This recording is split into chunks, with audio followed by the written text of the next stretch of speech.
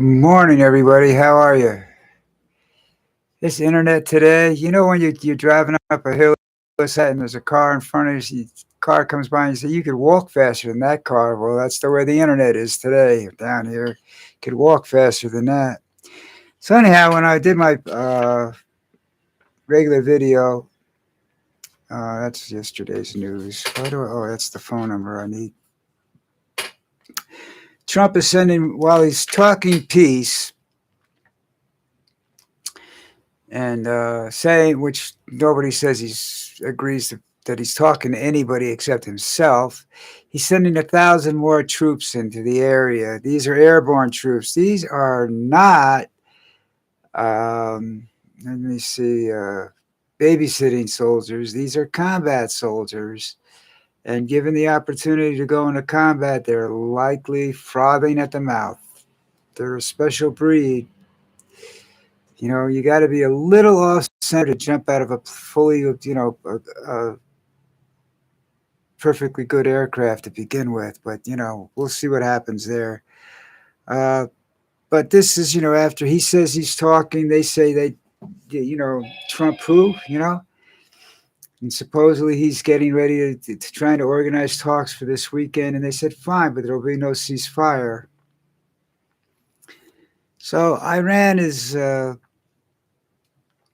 not the defeated nation that everybody down there said. Even Israel has made mistakes over there now. They underestimated this country and its desire to survive. It's somewhat like Afghanistan. I mean, you can go in there and you can kill everybody. It's not going to do you any good because some other organization is going to come up from behind you and stick it in your ear. Taliban's having its own problem with, I think it's Pakistan now. They're shooting at each other across the border. That's where these are that's the kind of war where the one side stands up and moons the other side across the battlefield. That's the kind of shit that's going on in Pakistan and the Taliban. But the people that suffer are the innocents in the middle. If there is a middle.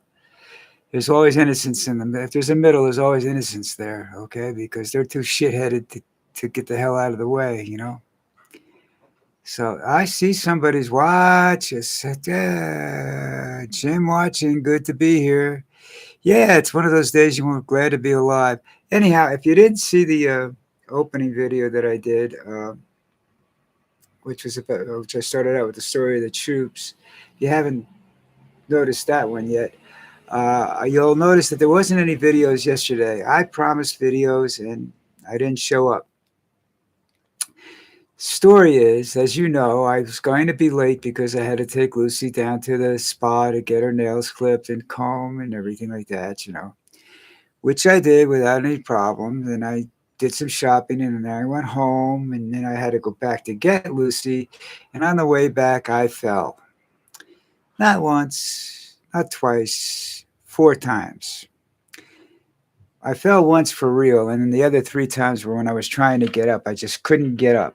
I kept falling back down until a very nice gentleman who worked for Claro, which is our TV internet cable guy, not ours, but was for a long time. But they were in the area, and the guy saw me, and he ran across the street, and he helped me stand up, and then I was okay. Except for the swelling in both my knees and a couple of big cut on my leg. And then when I got home, I just said, fuck it, I ain't doing it. And I just lay down and that was the end of that.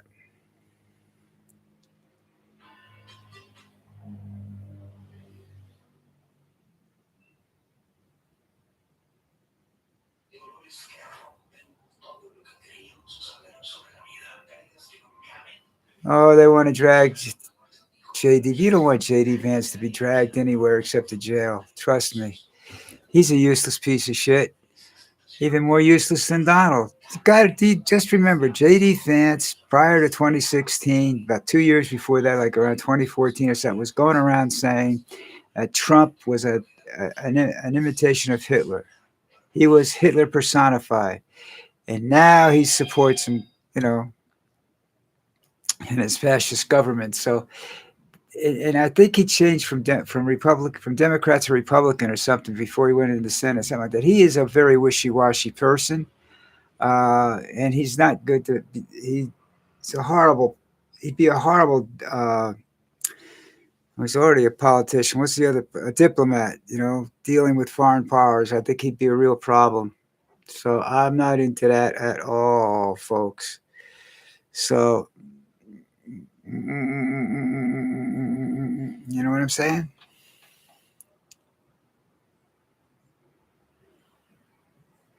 Take it easy. If I took it any easier, I'd be sleeping, Jim. This was just one of those things that happens. I have vertigo, and occasionally I'll step wrong and I can't recover properly, and then I fall. About once every 2 or 3 weeks, it happens. It's just getting harder and harder to recover from it and get up. And you know, uh, I'll be taking it easy when I'm out of here today. But it happens. It's old age. There's nothing I can do about it. So that's it. Another big story is this has been a story. I reported on this once before. Reported on it. I commented on a different part of the world. This one is in Texas, where there's a water crisis looming in the Texas of city of Corpus Christi. There's a lake, Lake Corpus Christi, that has roughly 6% of its volume. That's what's left. 6%. People say where there used to be water, there are now grassy plains. Goes on. There's two or three other reservoirs in the area that are down to 6, 8. Sometimes I think the highest one was 9%. And then there's a reservoir that's at 30%, a big reservoir. What this means is there's a greater demand for water, especially on the commercial level. And commercial level is not going to restrict the flow of water. You can bet your life on that. So it's up to the individuals to do things. There's certain nozzles you can buy that'll help you water your plants, which but will restrict the flow of water. The same inside the house. You put restrictors on all your faucets and whatnot. Make sure that all the washers are replaced in your house. Make sure you have no leaks anywhere. No, 3-hour showers. You know what I'm saying? But that's, you know, Texas. Apparently, this drought's been going on for a while, so it's not something new, and it's not going to get any better. And it's climate change, folks. You know that thing that Trump doesn't believe in? That's just a joke, and that he's withdrawing from all the things because climate change is expensive in both ways, okay? If you leave it alone and don't do anything, it becomes expensive in the long term. If you go out and you try to fix it and make adjustments to it now, it becomes expensive right away. So you're a billionaire trying to make a lot of money. What do you do? Do you take the quick route, the quick and effective route, or do you stall and bullshit and wait till it's too goddamn late? You got it. Billionaires are stupid. They got their $1 billion. They made their $1 billion by being lucky or cheating. You know, I don't know of that I could sit down and say, well, maybe Mark Cuban. I don't know if there's any, and I'm not sure about him. But you could sit down and say that there's a totally honest billionaire. I mean, I know Bill Gates isn't. I mean, Bill Gates stole the Windows operating system from some guys in our garage and then made a deal with Hewlett Packard to get a quarter, or IBM, I forget which company it was, to get a quarter per computer that was sold. And they gave him the DOS on the condition that it was installed on every computer, just like Microsoft comes on most computers right now, whether you want it or not. And most people tend to keep it because it's not always that easy or that simple for people to change a system. Even one like Linux, like I use, which is free and open, what they call open source, and I have all the same stuff. Works a little bit differently, but I have no problems with it. I'm not an engineer trying to design the next rocket to the moon. And they use Linux and they use Ubuntu and those and government computers because they're safer. And it's just, I guess they work better. I don't know. I don't do those kind of calculations to know if there's any difference. All I worry about is I turn it on and I got internet. You know what I'm saying? And then if I have to, when I have to start screwing with it, that's when I get upset. And then that's when I start, learning everything I can possibly learn about this thing.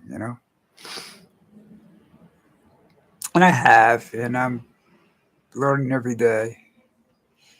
Oh, Jim says love Linux. Yeah, I do too. I mean, it was a big thing when I first. It wasn't that big a thing when I first did it. I went to Mint. I think the first system I had was Mint 18, I think it was. And then I went to the next big jump was 19. Then I went through. I didn't do anything till I got to 20. 20 wasn't there as long as 18 was, and then I went to 21. 21 was a problem. It was a 21 was a bad, unstable uh, edition of Linux Mint until I got to 22, and then right now I'm fine. Everything's okay. But you have to take your you have to do some things every once in a while. You have to check your uh, stuff out every once in a while. Make sure everything's all okay. Don't just update for the sake of updating. They're good for 3 or 4 years, and you're probably going to end up getting a new computer in the next 3 or 4 years. I'm going to be getting one, and if I'm here in 6 months, I'll have a new computer, bigger screen. I hope. I tried finding a better camera, but for what I use the camera for, and what this does is, it's fine. Uh,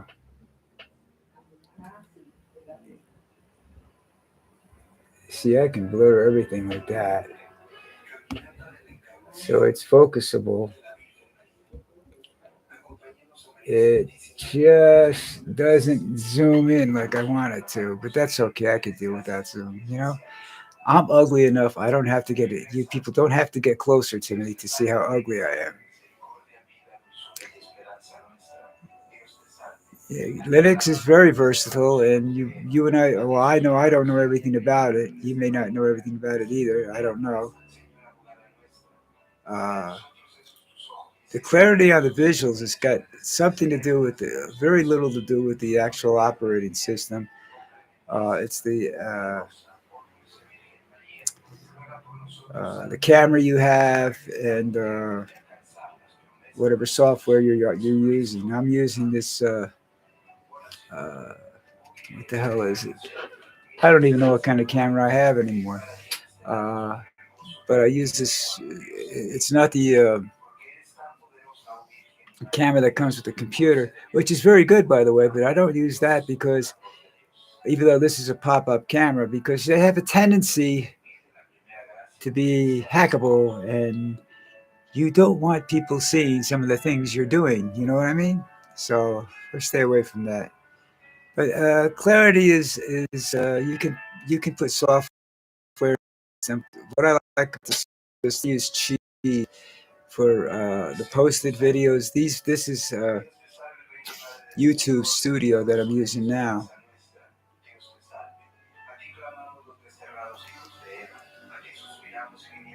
You see, you do coding. I don't do coding.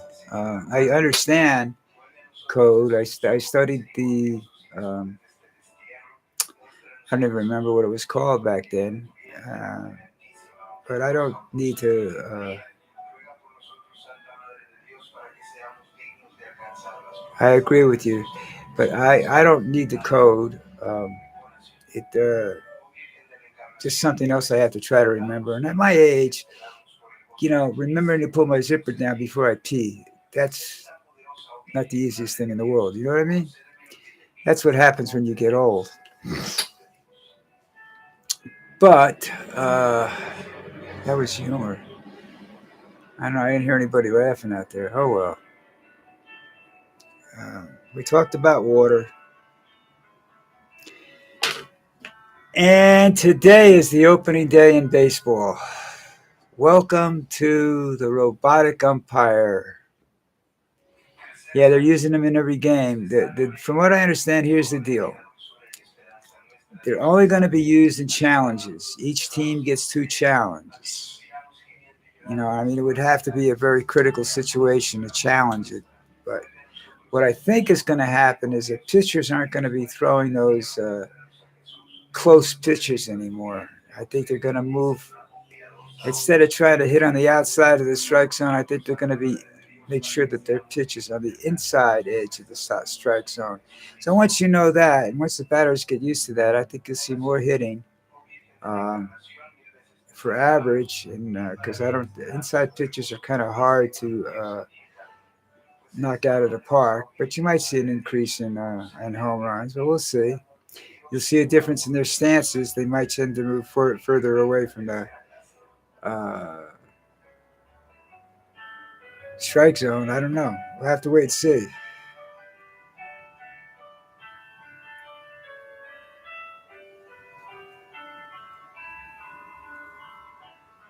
CX81. Well, that was 1981. I don't even think I had a computer in 1980. Yes, I did. Uh, I was running on Microsoft. I forgot the version 90 or something. I forget what the version I was running. I was running Microsoft, and I built my own computer back then. That lasted a long time.